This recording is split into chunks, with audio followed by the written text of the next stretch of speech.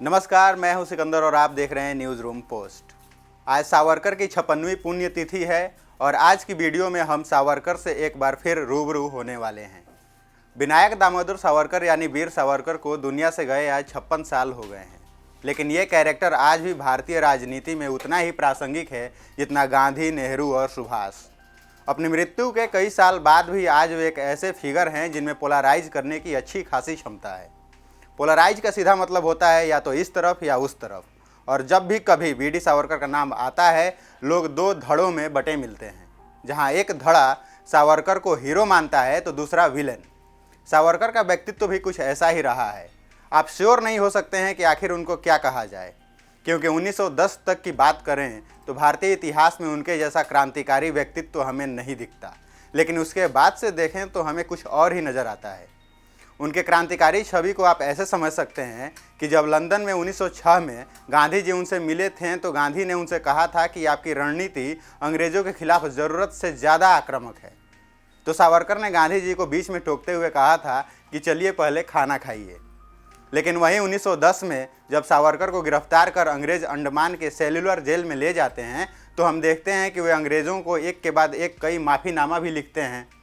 इसके अलावा उनका कैरेक्टर तब और धूमिल हो जाता है जब 1949 में गांधी की हत्या के आरोप में उनको गिरफ्तार किया जाता है।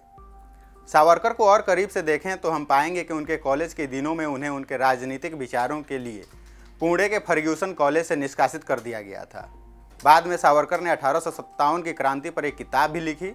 इसके अलावा नासिक के कलेक्टर की हत्या के आरोप में जब उनके भाई को गिरफ्तार किया गया था तो सावरकर पर भी आरोप लगा था कि उन्होंने ही जैक्सन को मारने के लिए इस्तेमाल की गई पिस्टल को लंदन से अपने भाई के पास भेजा था।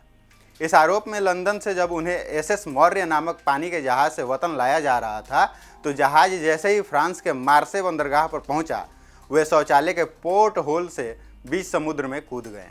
15 मिनट की तैराकी के बाद जब वे तट पर पहुंचे तो वे करीब करीब नंगे थे। पीछे से पुलिस उन्हें पकड़ने में लगी थी और सावरकर को फिर उसी हालात में भागना पड़ा। कुछ देर की भाग दौड़ के बाद सावरकर अब पुलिस के गिरफ्त में थे। इसके बाद सावरकर को 2 मामलों में 25-25 साल की सज़ा सुनाई गई और उन्हें सज़ा काटने के लिए अंडमान यानी काला पानी भेज दिया गया। अंडमान की सेल्युलर जेल में उन्हें 52 नंबर की कोठरी में रखा गया। बता दें कि अंडमान की सेल्युलर जेल की सज़ा उस समय किसी बुरे स्वप्न से कम नहीं होती थी। उसकी भयावहता को अनेक किताबों में दर्ज किया गया है। आप इतना ही समझिए कि जब देश के दूसरे हिस्सों में बग्घी में जोतने के लिए जानवरों का इस्तेमाल किया जाता था, वहीं अंडमान में कैदी ही इस काम में लाए जाते थे। इसके अलावा जब कैदी बग्घी नहीं खींच पाते थे तो उनको बुरी तरह पीटा जाता था, गालियाँ बकी जाती थी और तो और उन्हें कुनैन पीने के लिए दिया जाता था, जो मलेरिया के उपचार में काम में लाया जाता है। ज़बरदस्ती कुनैन पीने के लिए मजबूर करने से कैदियों को चक्कर आते थे, कुछ उल्टियाँ करते थे और कुछ तो दर्द से तड़पते रहते थे। बहरहाल 698 कमरों वाले सेल्युलर जेल में जिस कमरे में सावरकर को रखा गया था उसके ठीक नीचे वाले स्थान पर कैदियों को फांसी दी जाती थी। कभी कभी कैदियों को अपने कोठरी में ही मल मूत्र त्याग करना पड़ता था। शायद यही सब दुश्वारियाँ रही होंगी जिससे सावरकर द्वारा अंग्रेज़ों को माफ़ीनामा लिखना पड़ा। हालांकि बाद में खुद सावरकर और उनके समर्थक ये कहते रहें कि अंग्रेज़ों को जो माफ़ीनामा उन्होंने लिखा वह उनकी रणनीति का हिस्सा था। ऐसा करने से उन्हें कुछ रियायतें मिलने की उम्मीद थी और रियायतें मिलने से ही वे देश में योगदान करने में सक्षम हो सकते थे। लेकिन सवाल उठना तब शुरू हो जाता है जब सावरकर के कथनी और करनी में फ़र्क दिखता है। 1924 में जेल से जब वे सशर्त निकलते हैं तो उसके बाद वो एक तरह से अंग्रेज़ों का गुणगान करते दिखते हैं। अंग्रेज़ों द्वारा उन्हें 60 रुपये मासिक पेंशन भी दिया जाता है, जिसकी वजह का हमें कोई ठोस आधार नहीं दिखता। हमें समझ नहीं आता कि क्यों सावरकर को अंग्रेज़ पेंशन देना स्वीकार करते हैं, जबकि उस समय अन्य किसी को भी ऐसी सुविधा मिल रही हो ऐसा हमें देखने को नहीं मिलता। हालांकि सावरकर तब और विवादित हो जाते हैं जब 1949 में उनको गांधी की हत्या के षड्यंत्र के आरोप में गिरफ्तार किया जाता है। भले ही ठोस सबूतों के अभाव में वे बरी हो जाते हैं, लेकिन इससे उनकी छवि को गहरा धक्का लगता है। यहाँ तक कि आरएसएस भी उस समय उनसे पल्ला झाड़ने की कोशिश करती है और कपूर कमीशन भी उन्हें क्लीन चिट नहीं दे पाती।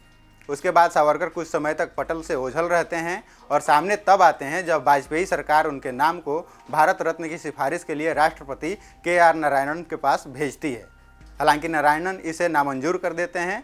इसके बाद एक बार फिर से सावरकर का नाम खामोशी में चला जाता है और 2014 में वे तब सामने आते हैं जब नरेंद्र मोदी देश के प्रधानमंत्री बनते हैं। संसद के सेंट्रल हॉल में सावरकर के चित्र को सम्मान देने नरेंद्र मोदी जब पहुंचते हैं, उसके बाद सावरकर को लेकर चर्चा शुरू हो जाती है। उसके बाद से सावरकर गाहे बगाहे चर्चा में बने रहे हैं। अभी भी कई टीवी चैनलों की डिबेट में सावरकर विषय बने रहते हैं, भले ही उन्हें दुनिया छोड़े आज 56 साल हो गए हैं। तो ये थी सावरकर से जुड़ी कंट्रोवर्सी और उनके व्यक्तित्व के विविध पहलुओं से रूबरू कराती वीडियो। हमें उम्मीद है कि आपको यह जानकारी पसंद आई होगी। आगे भी आपसे होती रहेगी मुलाकात किसी अन्य जानकारी के साथ। तब तक के लिए नमस्कार।